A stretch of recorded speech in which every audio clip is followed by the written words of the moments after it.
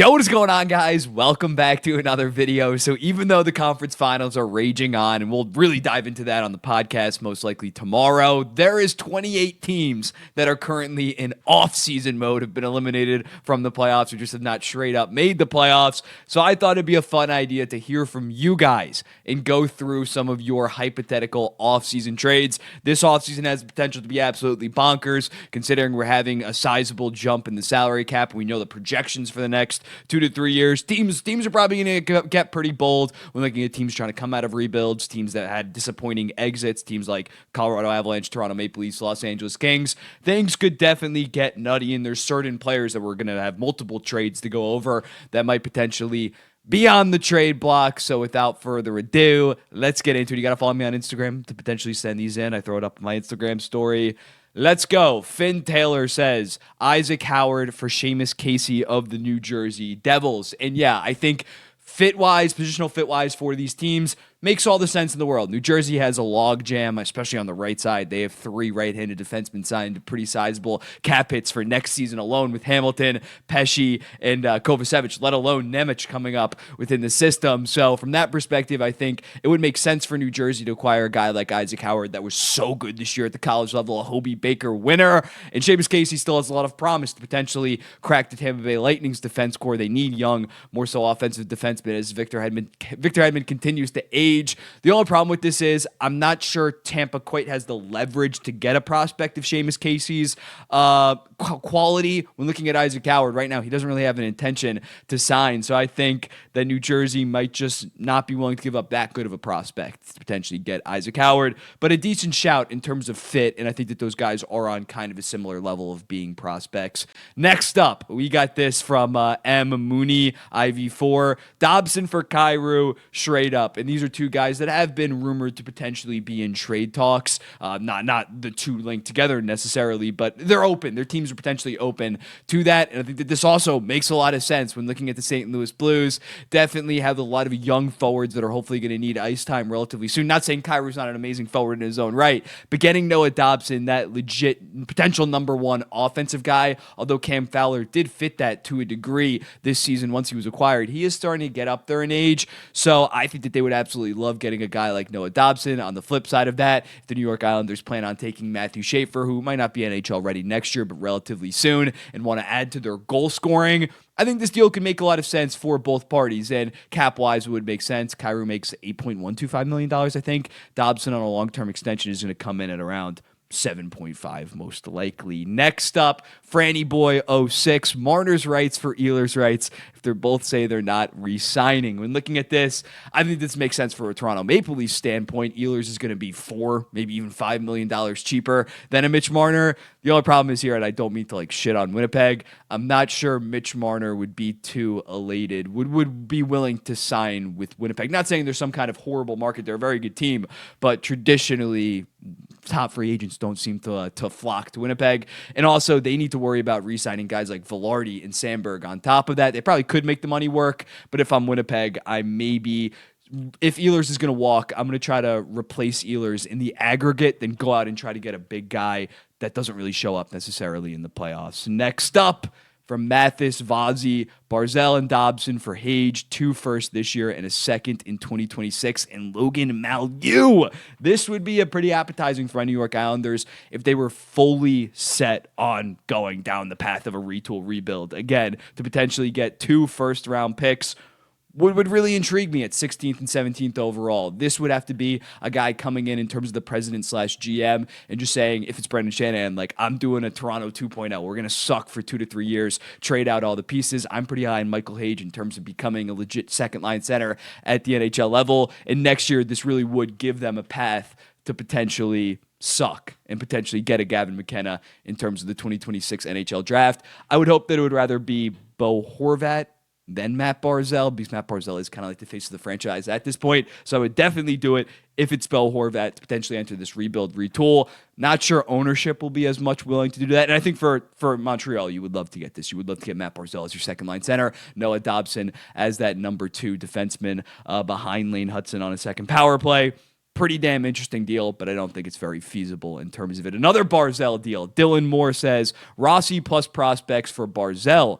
I think that this is pretty interesting. Again, I don't want to trade Matt Barzal, but if the Islanders were intent on getting much younger, picking up prospects and picks, and moving off Matt Barzal, who is 28 years old, is starting to get there a little bit of age. I think that Rossi would have to be like Rossi and Urov though, or Rossi and like Zeev Boyum. I need some kind of like high-end elite prospect if I'm moving off Matt Barzal. But yeah, Marco Rossi has proven he had 60 points this year, but he did play a lot with Kirill Kaprizov. I think he has a floor of being like a 50-point guy at this point and is 5 or 6 years younger than Matt Barzal. And if you're Minnesota, you do have a lot of salary cap space to spend, and they're not that intent on re-signing Marco Rossi. Apparently, they offered him a 5x5 in winter and just have not really revised that, despite him having 60 points this year, despite him only being 23 years old.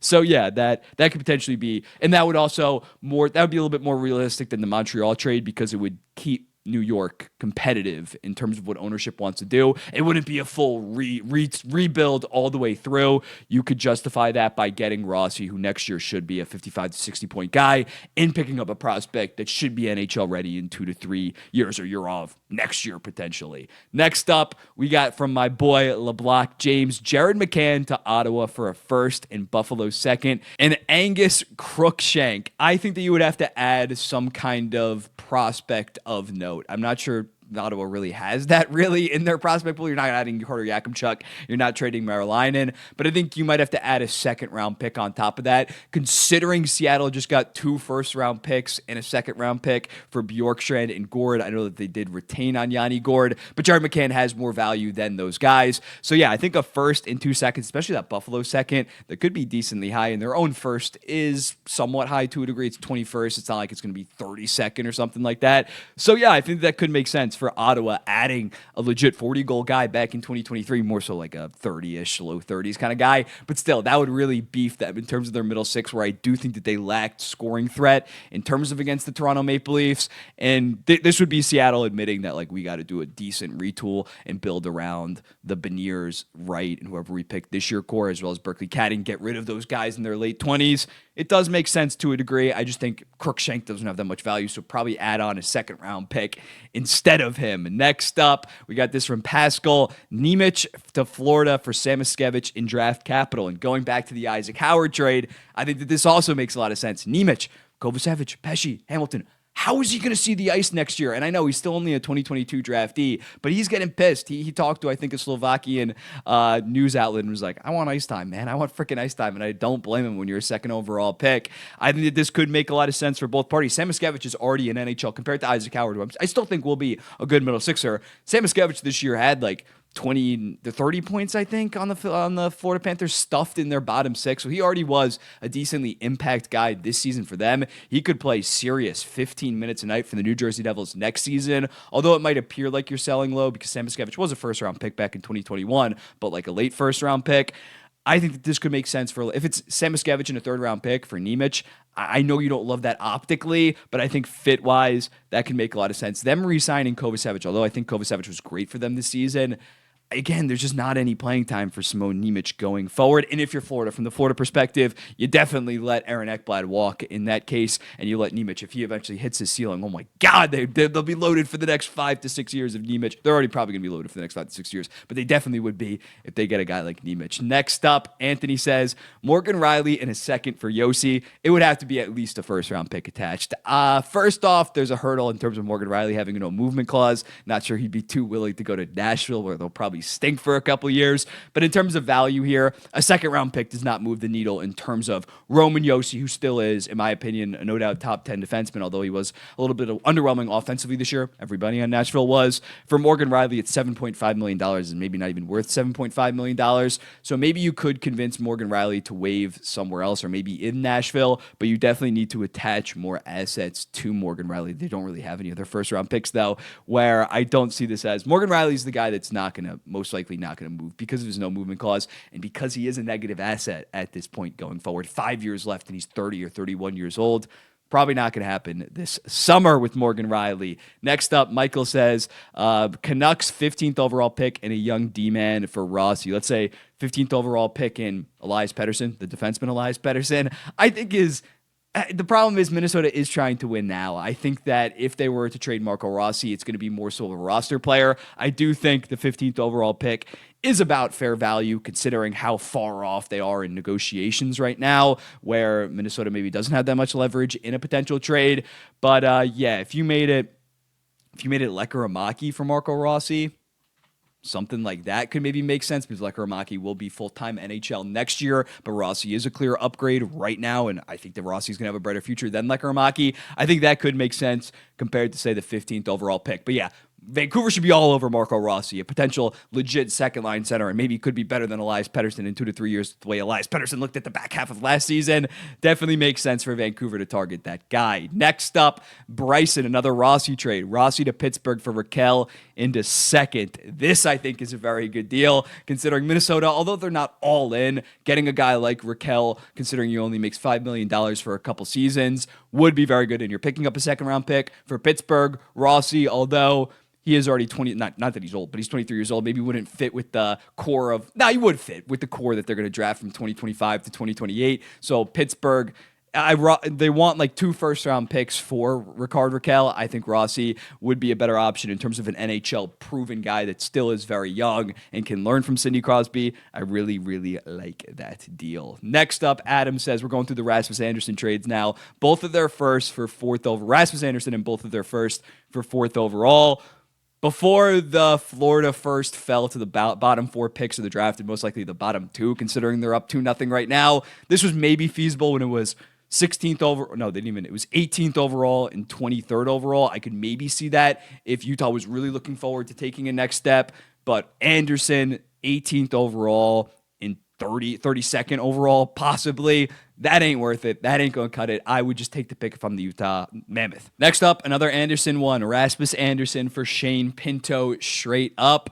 I think it makes some sense. Flames get a little bit younger, get some forward help that they're going to desperately need in terms of young guys. For the Ottawa Senators, you have a damn good right side. If you pick up a guy like Rasmus Andersson, you have Artem Zub, him, and Jensen. You can move Jensen down to the 3rd pair, and you're loaded in terms of a defense core. Shane Pinto, although definitely an important forward to the Ottawa Senators, did not quite have that impact that you expected, considering he was so good after coming back from the gambling suspension. I think he had like 27 or 28 points in his 41 games. Did not quite take that step this year. If you trust your other young guys like Ridley Gregg taking steps, maybe Pinto becomes a little bit expendable, and he's going to end up on Long Island regardless in a couple of years. Hometown kid. But yeah, maybe you potentially move off that. I do like that deal for both parties. And then the last Anderson trade from Lock 0007, Rasmus Andersson to Winnipeg for a 2026 first and Colby Barlow. This really comes down to whether or not you value Colby Barlow. He was like my 29th overall prospect in 2023. I didn't really rate him that highly, and he's like plateaued, if anything, in the OHL since his draft year. So I don't value him that much. It's still an okay deal. You pick up a first-round pick for Rasmus Andersson. In my opinion, I would need either Braden Yeager or Brad Lambert. Maybe downgrade that first to a second, but I would need a much better prospect because Winnipeg should be a pretty damn good team next year. But it does make sense. For Winnipeg, their right side would be beyond loaded if they picked up a guy like Rasmus Andersson. That would be really going for it. Probably a deal that you do more so at the deadline if you're safely in the playoffs, but they would have a D-core worthy of potentially making it out of the Western Conference. From Golden Knights memes to Carolina, Ryan O'Reilly at 50% retained, which would be $2.25 million, to Nashville, a 2026 first. If it's 50% retained, that might be 2 first-round picks. Ryan O'Reilly is still a damn good player at $2.25 million. That would be worth it for 2 seasons.